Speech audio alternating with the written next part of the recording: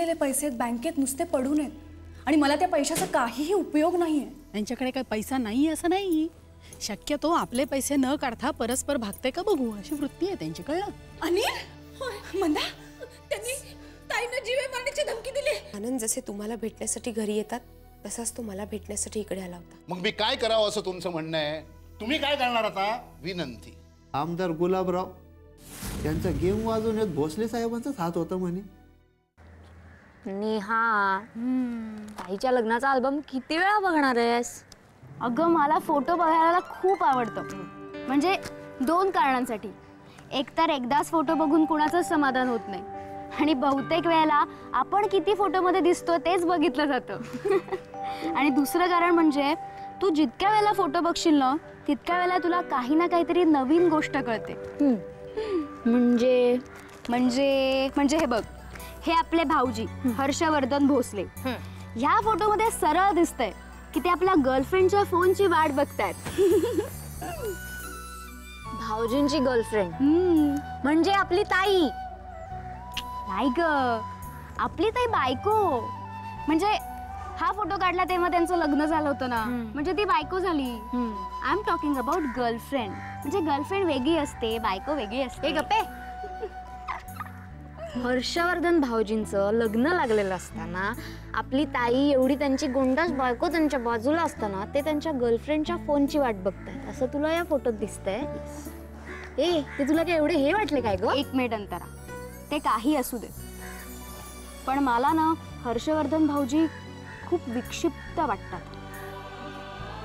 विक्षिप्त? असं काय केलंय ग त्यांनी? अगं म्हणजे बघ ना, एखादी ओळखीची व्यक्ती समोरून गेली तरी त्यांचा चेहरा ब्लँकच असतो, ओळखीचं काही चिन्हच नाही. म्हणजे हे माझं वैयक्तिक मत आहे. कित्येक वेळेला आपण त्यांच्याशी बोलत असतो आणि ते दुर्लक्ष करतात किंवा त्यांचं आपल्याकडे लक्षच नसतं. स्ट्रेंज. म्हणजे हे मी पण मान्य करते. अगं ते काय करतात माहितीये, आपण त्यांच्याशी बोलत असतो ते हू पण करत असतात, पण त्यांच्या डोक्यात काहीतरी वेगळंच चाललंय असं वाटतं. करेक्ट, पटतंय ना तुला हे? तरी सुद्धा मी जर त्यांना विक्षिप्त म्हटलं तर तुला खटकतंय? तसं नाही ग. अंतरा, जो माणूस स्वतःच्या पास परतवण्याला सुद्धा नाही येऊ शकला त्या... 1 मिनिट, तेव्हा ते खरंच बिझी होते. तसं त्यांनी सांगितलं होतं. बिझी होते तसं त्यांनी सांगितलं होतं आणि तुम्हाला ते खरं वाटतंय? नशीब स्वतःच्या लग्नाला तरी ते हजर होते. नेहा, मला काय वाटतं माहितीये, आपल्या आजूबाजूला वावरणाऱ्या माणसांपैकी कुणीच हर्षवर्धनांसारखं नाहीये. त्यामुळे कदाचित ते आपल्याला वेगळे किंवा तुझ्या भाषेत विक्षिप्त वाटतात. हर्षवर्धनांसारखी हुशार, श्रीमंत, कर्तृत्ववान माणसं असतात ना, त्यांना असं मुद्दाम वेगळं वागावं नाही लागत. ती माणसं वेगळीच असतात. आणि जरी हर्षवर्धन मुद्दाम वेगळे वागले तरी काय झालं, तो त्यांचा हक्कच आहे.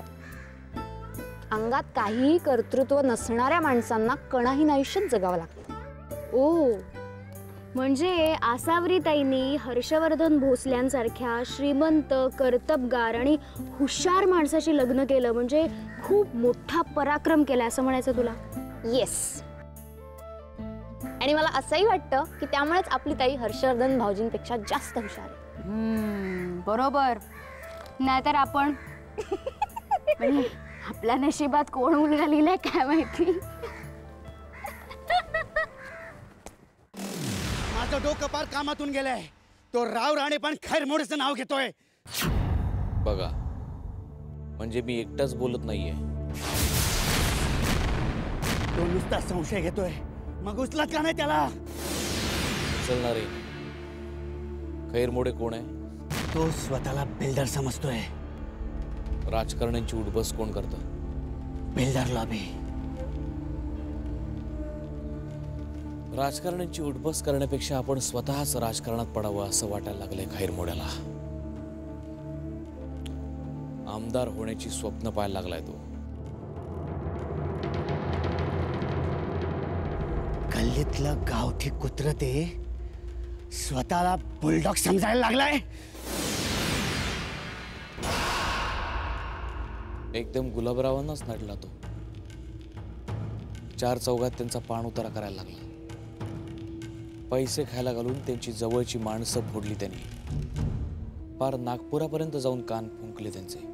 तो साला चिखलात लोळत होता म्हणून भाऊनं त्याला खांद्यावर घेतला, तर तो साला कानातच. करेक्ट. खाल्ल्या घरचे वासे मोजले त्यांनी. 1 नंबरचा नमक हराम निघाला. आणि एवढ्यावर थांबला नाही तो. तुमच्या भावाच्या जीवावर उठला. राजकारणात डावपेच खेळायला लागतात सूर्यभान, पण असं एखाद्याचा जीव घेणं. मग आता आपण काय करायचं?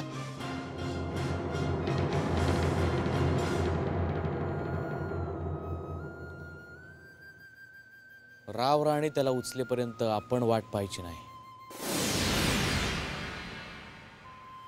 काट्याने काटा काढून टाकायचा सूर्यभान. तरच गुलाबरावांच्या आत्म्याला शांती लाभेल.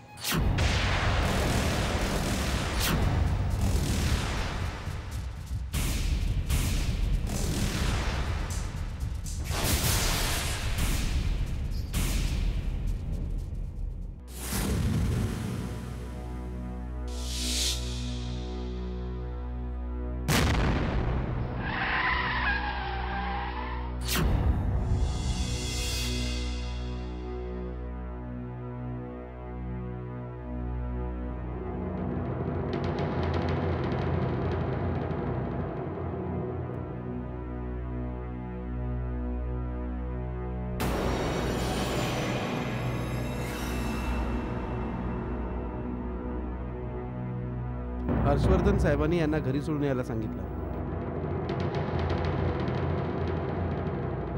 साहब को बोलना पहुंच गया मैं. सांग.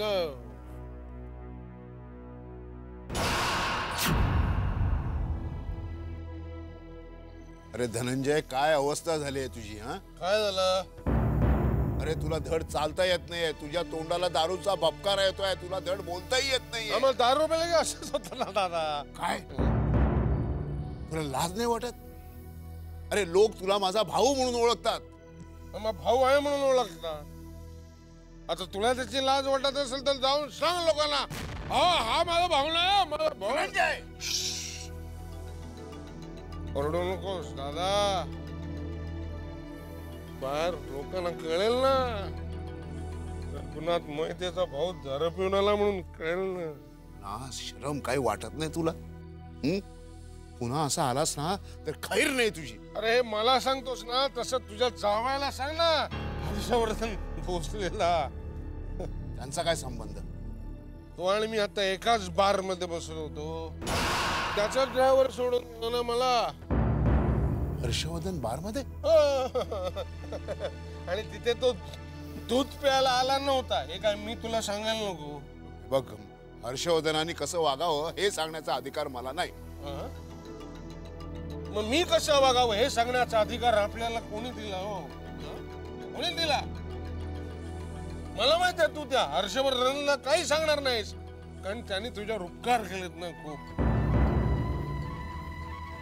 गोष्ट लक्षात ठेव दादा, हे हर्षवर्धन सारखे लोक असतात ना, ते आमच्यासारख्या लोकांना दारू पाजतात, लाच खायला देतात आणि आपली कामं करून घेतात. आम्ही वाईट मार्गाला लागतो ना, त्याला कारण हे हर्षवर्धन सारखे लोक. त्यांना दे ना तू धनंजय.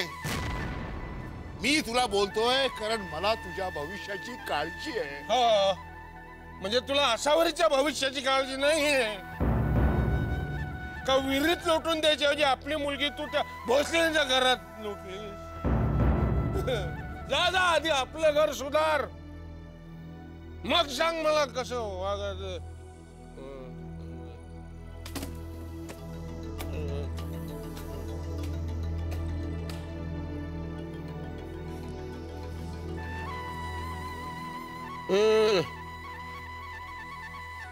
दादा, एक गोष्ट लक्षात ठेव, यापुढे मला तुझा भाऊ म्हणून ओळखल्यापेक्षा हर्षवर्धन भोसलेचा सासरा म्हणून ओळखलं ना तर मला जास्त आनंद होईल. धनंजय,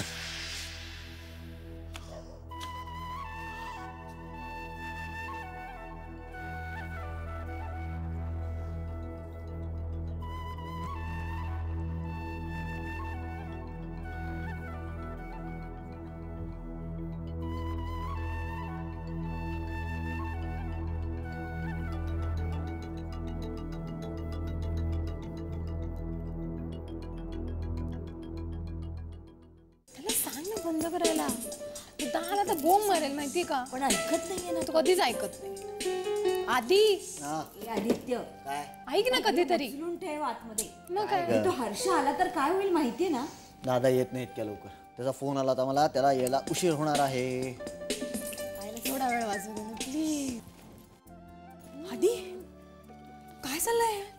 आणि हे काय तू सिंथेसायझर पण वाजवतोस. मग अगं तबल्यात माझं स्पेशलायझेशन असलं ना तरी सिंथेसायझर ही माझी आवड आहे. आपण आता असं करूयात, ही आवड जरा आतमध्ये उचलून ठेवूयात, कारण हे यायची वेळ झाली. माई अगं मी तेच सांगते त्याला. त्याची काही गरज नाही ग. दादाला यायला उशीर होणार आहे. त्याचा फोन आला होता मला. हो ही वहिनी तू एक गाणं म्हण ना. छे छे. ए हो ए म्हण ना प्लीज. वहिनी म्हण नाही, म्हण म्हण म्हण म्हण. प्लीज म्हण ए ना. वहिनी प्लीज प्लीज कुठल्याही प्लीज क्षणी येतील. किती दिवस झाले तू काय ग माही सांग ना. हो माई. प्लीज प्लीज म्हण लवकर. कुठलं म्हणणार आहेस, कुठलं म्हणणार आहेस, लवकर सांग. डोळे हे जुळले. ए ते नको ते नको. रुपेरी वाळू. ते मस्त गाणं आहे. ए माही चांगलं गाणं आहे ते. खूप छान गाणं आहे. हो ना. माई चालेल. म्हण. म्हण ग चल लवकर. ए 1 2 3 स्टार्ट. रुपेरी वाळू तमाडाच्या बनात येना. रुपेरी वाळू तमाडाच्या बनात येना. चंदेरीचा हुल लावीत प्रीतीत येना. प्रीतीत येना. जवळ घेना. प्रीतीत येना. जवळ घेना. रुपेरी वाळू तमाडाच्या बनात येना. चंदेरीचा हुल लावीत प्रीतीत येना. प्रीतीत येना. मिठीत घेना. प्रीतीत घेना. जवळ येना. रुपेरी वाळू तमाडांच्या बनात येना.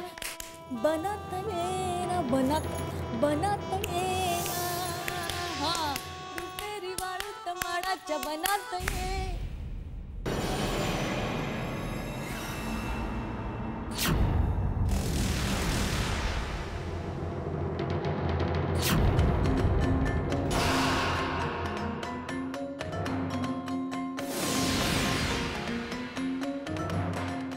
रात्री अपरात्री भोसल्यांच्या घरातनं गाण्या बजावण्याचे आवाज येतात.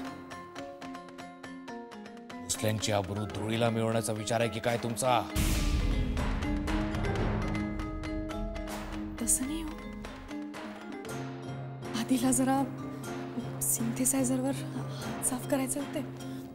आणि तुम्हाला?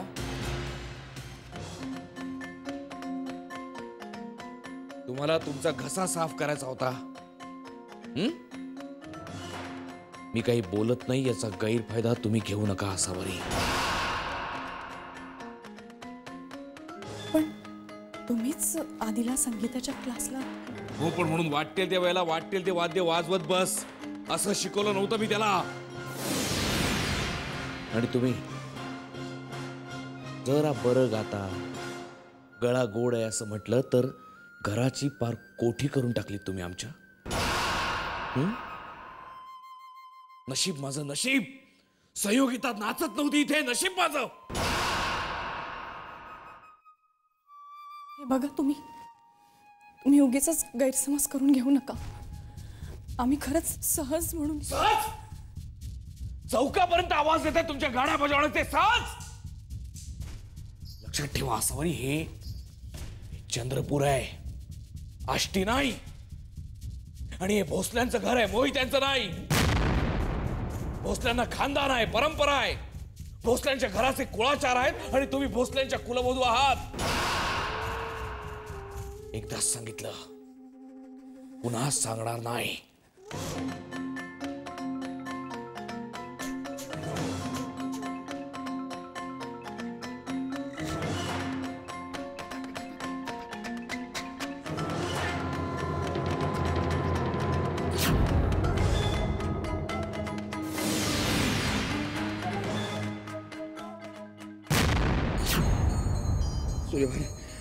सूर्यभान माझा ऐका. हे पहा, गुलाबरावच्या खुनाबद्दल जेवढी माहिती तुम्हाला आहे तेवढीच मला आहे. तुला जर आमदार व्हायचं होतं तर तसं सांगायचं होतं माझ्या दादाला. त्याने तुझंच नाव सुचवलं असतं. पक्षात काय वाट होती माहित नव्हतं तुला. सूर्यभान माझा ऐका. कोणीतरी तुमचे कान भरलेत माझ्या विरुद्ध. एवढ्या हलक्या कानाचं वाटलो की काय मी तुला. सूर्यभान माझा ऐका. मी पुन्हा पुन्हा तुम्हाला सांगतोय, अहो आपली मैत्री कोणाच्या तरी डोळ्यात खुपते. आपल्या दोघांमध्ये भिंत निर्माण केली तर त्याचा स्वार्थ साधला जाणार आहे, म्हणून त्याने तुम्हाला माझ्या विरुद्ध भडकावलंय. माझ्या कुलदेवतेची शपथ घेऊन सांगतो सूर्यभान, गुलाबरावाच्या खुनाशी माझा काही संबंध नाही. माझ्यावर विश्वास ठेवा सूर्यभान. विश्वासराव पानिपतात मेला. सूर्यभान, सूर्यभान हे चांगलं नाही. सूर्यभान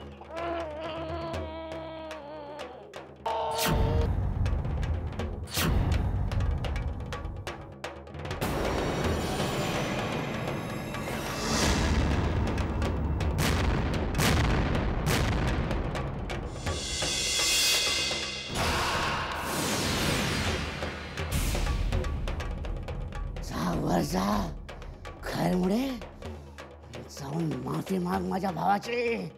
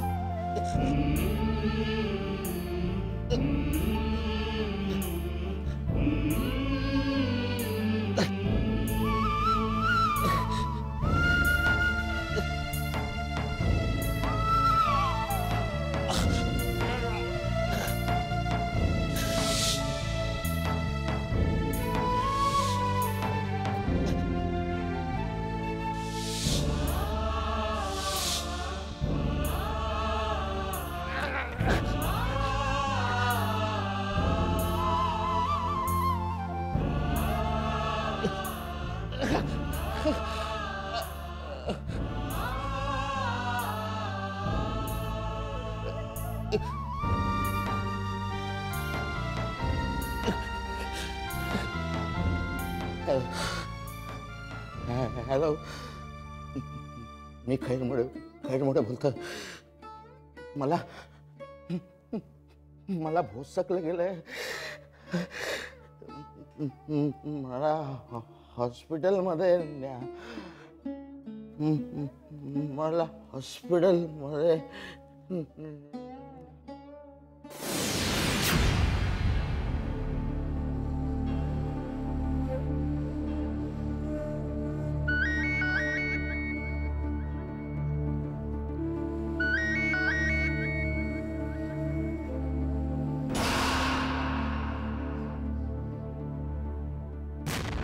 रात्रीचे 2 वाजले. चराट लावू नका, पटकन बोला.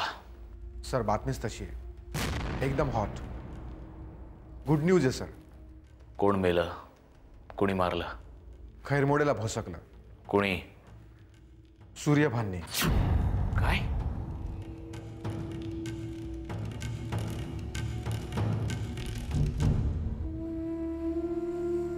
खैरमोडे वाचला की जिवंत असेल सर? त्याला उचला आणि ताबडतोब ऍडमिट करा. तो मरता कामा नये, जगला पाहिजे. पैशाची फिकीर नको, कळलं? होय सर. सर आणि सूर्यभान? तो गजाआड व्हायला हवा. काम बिनबोभाट आणि मनासारखंच व्हायला हवं. आपली सगळी माणसं कामाला लावा. Yes sir. ठेवू फोन?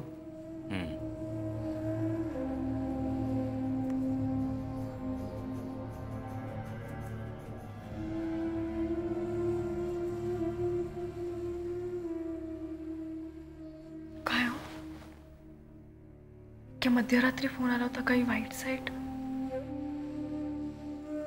हा साधा फोन नव्हता, शुभ शकून होता. आसावरी मोहितेंचा पायगुण खूप चांगला आहे. You are my good luck sweetheart.